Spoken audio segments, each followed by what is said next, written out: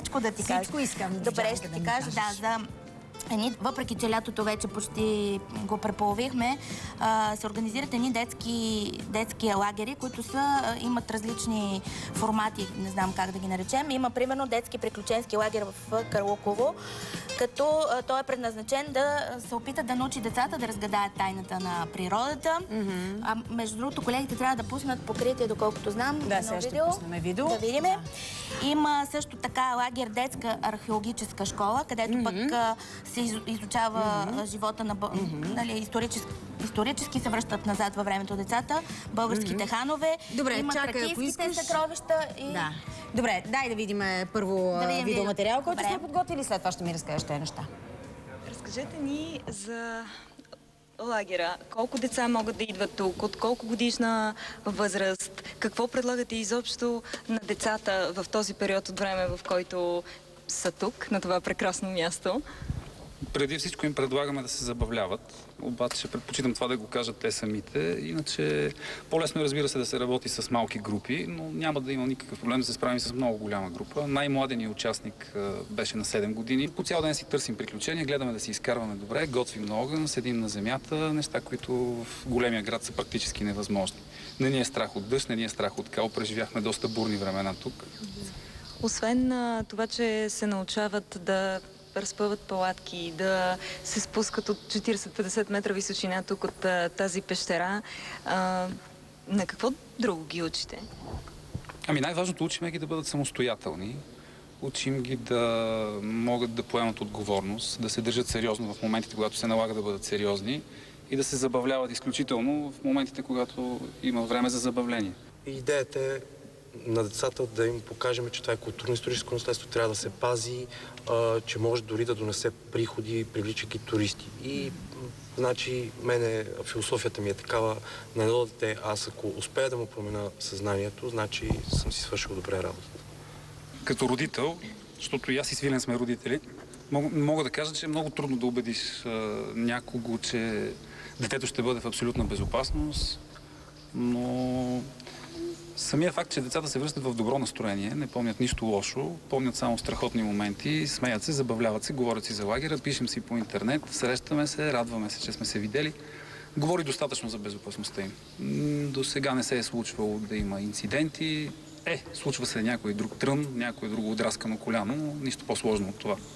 Господин Делчев, тук в село Карлуково се оказва, че един прекрасен район, наистина много пещери има тук. Можете ли да ни кажете с няколко думи малко повече за район? Ами да, значи това е, може би, в България района, който има най-много пещери.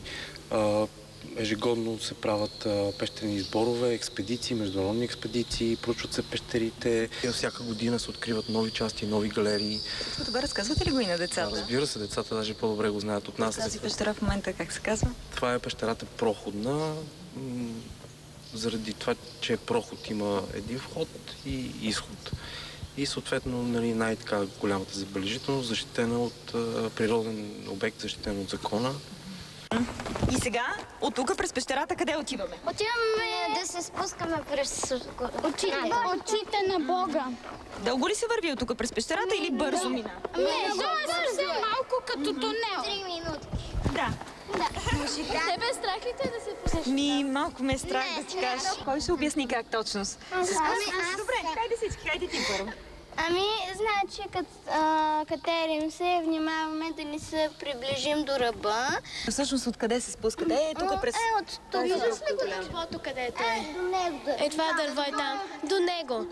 Много високо. Това колко метра са? 45 метра. Да правите това е по-интересно, отколкото да речем да стоите пред компютъра. Какво ще кажа? Много по-интересно е. Много са сладки. Сладки са. Много по-интересно е. Малко обаче ми струваха по-малки. Аз веднага реших, че дъщеря ми ще запише на такъв лагер. Мисля, че да, има възможност, защото лагерите по принцип се организират за деца между 7 и 15 години. Така ли? Да, така че също видях по-малки дечица, просто и за това. Между 7 и 15. Колко време продължават? По принцип, основните са от една седмица представляват тези детски лагери, като има и съботно-неделни. Така че изборът е голям. Не знам, ако искаш...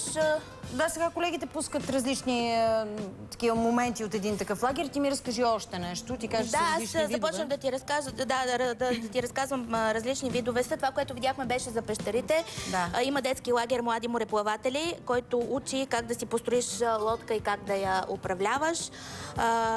Детски лагер Археологическа школа Тракийските съкровища. Тя пък учи децата на живота и културата на древните траки. Българските ханове, детска археологическа школа, пак където пък се учат на живота и културата на българските ханове. И въобще е много интересно и полезно. И може Искаш би... ли ние да отидем с теб на един? Аз знаеш ли какво... Това ми напомни, няма връзка много. Когато имахме едни книжки, които трябваше да подпечатваме, като ходим на туристически обекти. по туристическите Бяха обекти. 100-те национални туристически Точно така обекти. научавахме какво е имало по земите ни, какво се е случвало. Това до някъде е така, въпреки че тук е много по-добре организирано. Родителите наистина могат да бъдат съвсем спокойни, когато си пращат децата на такъв детски лагер, защото хората, които ги организират, са абсолютно професионалисти. Точно явно така. се радват на децата и обичат деца. Информация може да се получи на сайта Homo Adventuricus. Там има Homo Adventuricus. Там има абсолютно всякаква информация за всички лагери. Има и много повече. Ние в момента не можем да ги изброим всичките, които се предлагат. Не мога да ти дам и